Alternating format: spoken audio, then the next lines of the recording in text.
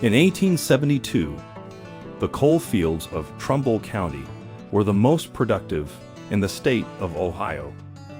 High-quality bituminous coal from the area's pits stoked Youngstown's booming iron industry and supplied fuel to manufacturers across the Great Lakes from Cleveland to Chicago. But the good times abruptly ended at the close of the year. Orders for iron plummeted, triggering a slump in coal markets. On the first day of January 1873, coal operators slashed paychecks by 18%, refusing to accept the cut. More than 7,000 miners walked off the job, resulting in the closure of most mines in northeastern Ohio and western Pennsylvania. The standoff prompted employers to try an unprecedented strategy to reopen their operations. Bypassing American laborers, a recruiter went to New York and hired a group of Italian immigrants to work in the mines. Among them was a young man barely out of his teens, named Giovanni Chiesa.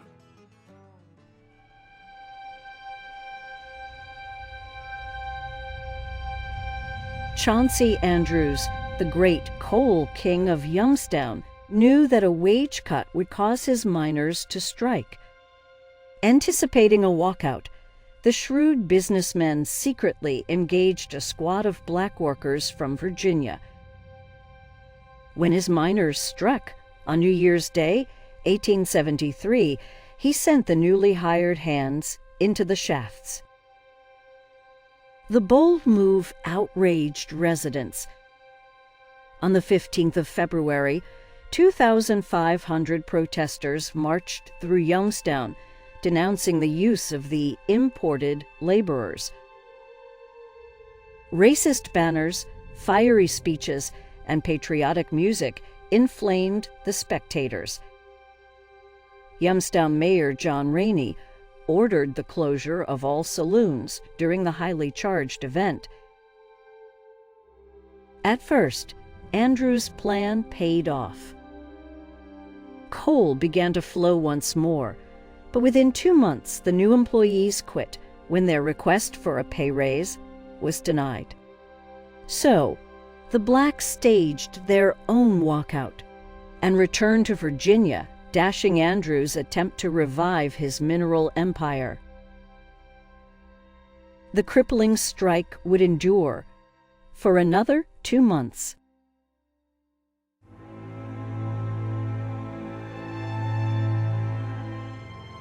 In 1872, the economy of Italy was stagnating. The nation's weak industrial base, loss of farmland, and rising taxes reduced many peasants to a state of poverty. As a result, thousands of unemployed workers left the kingdom, seeking jobs in the New World. Taking advantage of the massive exodus, fraudulent travel agents sold overpriced tickets to America, where, they said, the streets were paved with gold.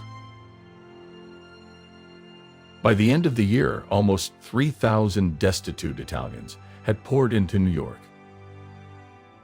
Overwhelmed by the inundation, the authorities struggled to deal with the crisis.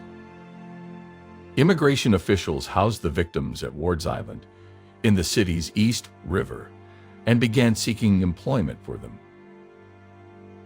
The large pool of jobless Italians soon attracted the attention of mine operators in Ohio. In the middle of March 1873, 100 Italians were brought to Coalburg, a mining camp in Trumbull County, 8 miles north of Youngstown. They had been hired at Ward's Island. On the 12th of May, a second group of Italians from New York entered the shafts at nearby Church Hill. Striking miners reacted violently to the new state of affairs, torching buildings and threatening the foreigners. Yet, the Italians resolutely marched into the mines, and 1 week after their arrival in Church Hill, the 4-month-old walkout collapsed. Andrew Roy, Ohio's chief inspector of mines, said the Italians broke the back of the strike. A few of the strikers were allowed to return to their old jobs, but hundreds more were forever banned from the pits. When the shutdown ended, most of the Italians at Churchill were transferred to other assignments.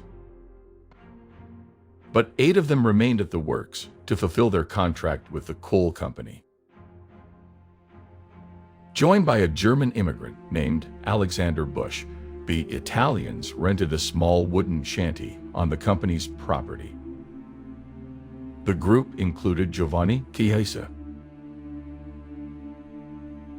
The old miners at Church Hill deeply resented the immigrants who had invaded their territory.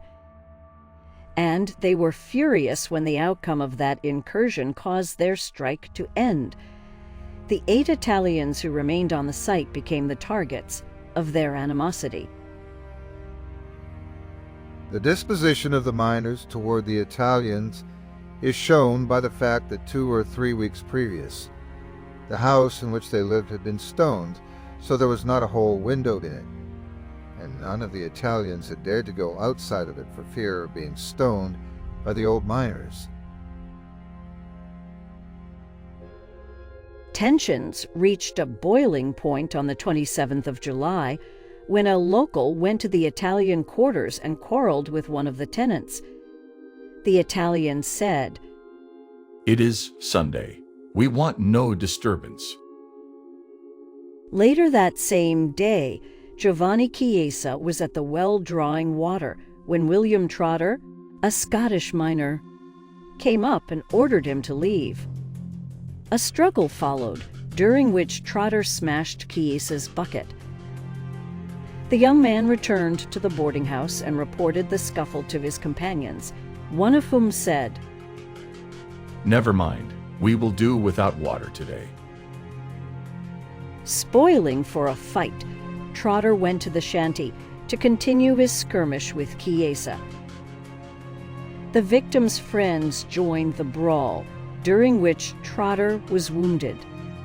News spread rapidly through the village that the hated Italians had injured one of their own. Before long, an angry mob, numbering over 200, surrounded the house. The agitators, armed with rocks and clubs, stormed the building. They broke down the door and drove the occupants into the attic. Setting fire to the furniture, they went outside and stood by the windows, ready to attack anyone who tried to climb out. Alexander Busch, the German miner, was the first to escape from the blaze. He surrendered to the attackers and was released only after he promised not to summon the police. Busch said, "I told the miners if the Italians had done anything wrong, to get the constable." The miners replied that they would be constables themselves.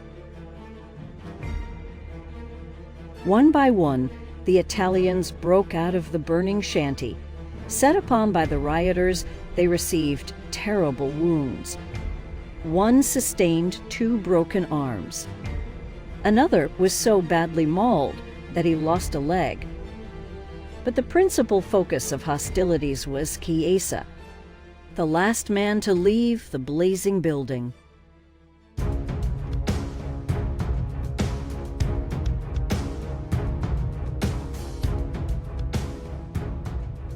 Eyewitness statements underscored the brutality of the assault.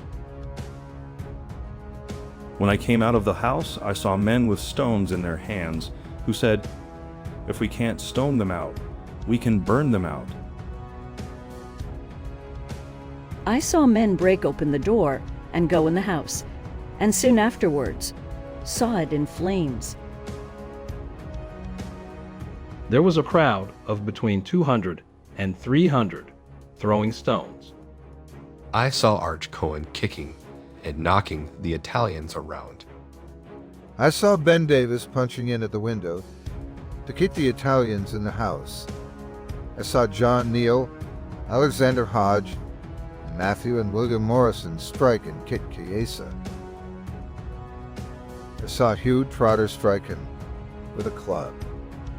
I saw a Scotchman knock Chiesa down with a gun barrel on the back of the head.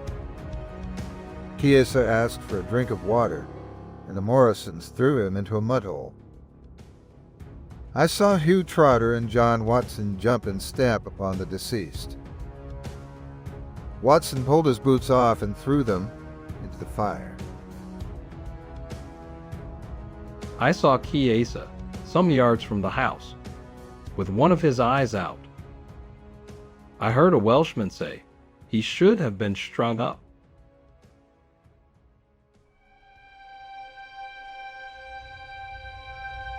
Giovanni Chiesa died of a fractured skull on Sunday evening, the 27th of July.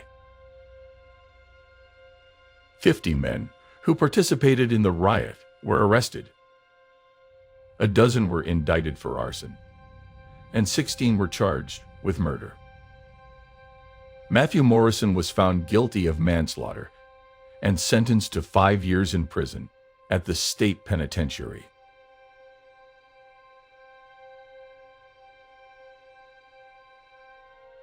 The whereabouts of Giovanni Chiesa's remains are unknown. Though less than a half-mile from the scene of the riot, the Churchill Cemetery contains no record of his burial. He may have been laid to rest at the Poorhouse Cemetery on the grounds of the Trumbull County Infirmary, a dozen miles northwest of Church Hill. The deceased were usually interred in unmarked graves. The cemetery closed in 1915, and through the years, its exact location has been lost.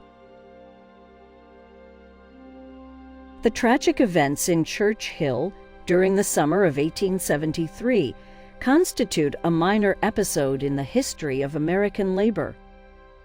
Yet, the long-forgotten murder of 20-year-old Giovanni Chiesa enters the historical record as the first lynching of an Italian in the United States.